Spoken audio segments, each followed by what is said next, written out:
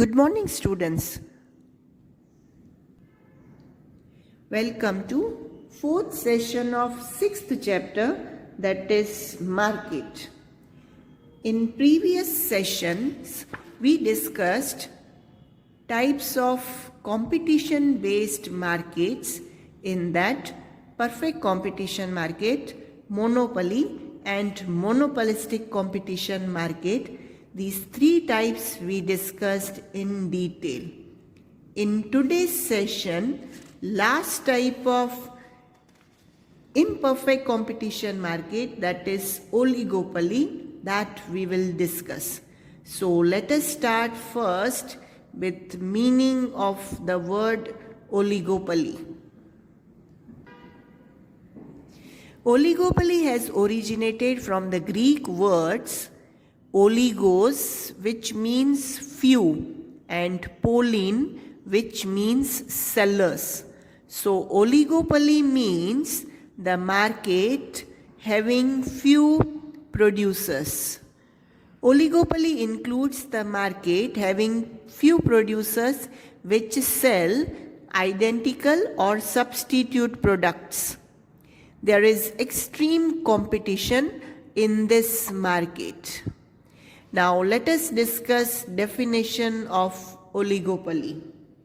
According to Professor Stigler, oligopoly is the market in which the firm decides its policy according to the behavior of competitors. Let us discuss characteristics of oligopoly. First characteristic, that is few sellers and numerous buyers. In oligopoly market, the number of sellers and producers, that is very less in the market. Here the number of firms, that is limited. Number of firms ranges from more than 2 or less than 10 or 20. That means minimum number of firms, that is 2, and maximum, that is 10 or 20. Due to this, a few number of sellers have a monopoly control over the market. The number of buyers, that is numerous in the market. So, the importance of an individual buyer is negligible, due to which the buyers cannot affect the market price. Second characteristic, that is similar or substitutable products. There is sale of identical or substitute products in oligopoly. When the firms in a market produce and sell identical or substitute products, it is oligopoly. For example, products like salt, crude oil, tea, etc. When traders produce identical products, the market follows imperfect oligopoly. For example, cold drinks, motorcycle, etc. Third characteristic, that is entry or exit of firms. In the market of oligopoly, the entry and exit of firms is free or regulated according to the type of oligopoly followed. If there is free oligopoly in the market, then there is free entry and exit of the firms, while the oligopoly is restricted, then the entry and exit of the firms is regulated. Fourth characteristic, that is selling cost. The expenses done for selling the product are called selling cost. Now this selling cost includes the packing, making the product attractive, sales taxes, transportation, expenses given to wholesale and retail traders, showroom expenses, a specific amount expended for sales, prizes, gifts, and the most important being, that is advertisement cost. Yes, the selling cost does not include the production expenses. Do you remember this same characteristic that is of monopolistic competition market also? Here in oligopoly, there is extreme competition. So, the selling cost becomes an important factor of the market. The seller tries to attract the consumers through the selling expenses. The product difference in the market gives a particular identity to product. So, there can be possibility of selling cost. For example, advertisement of television, car, mobile, etc. Fifth characteristic, that is interdependence. The sellers and producers are very few in number in this market.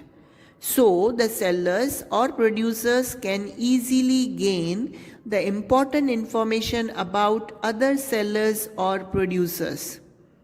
The sellers and producers special focus on the quality and type of the product to attract the consumers. For example, television, car, etc. So, the firm decides the price, quality or type of its product based on the behavior of the competitors and is dependent on them. Sixth and last characteristic, that is price stickiness, which we call that is kinked demand curve. The number of firms is less in oligopoly market and they are interdependent to each other, as we discussed just now.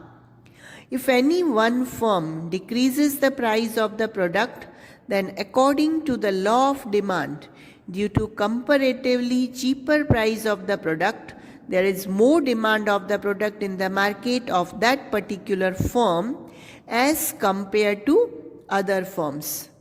There is a decrease in the demand of the products sold by other firms. If the competitive firms do not wish this situation, then they also should decrease the price of the product to stay in the competition.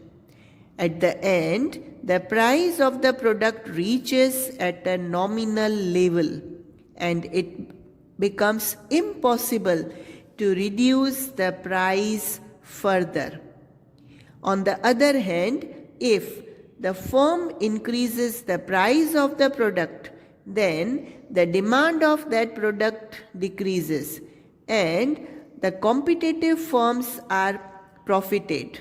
Thus, as the nominal price is resistant to change, because of that the demand curve becomes kinked.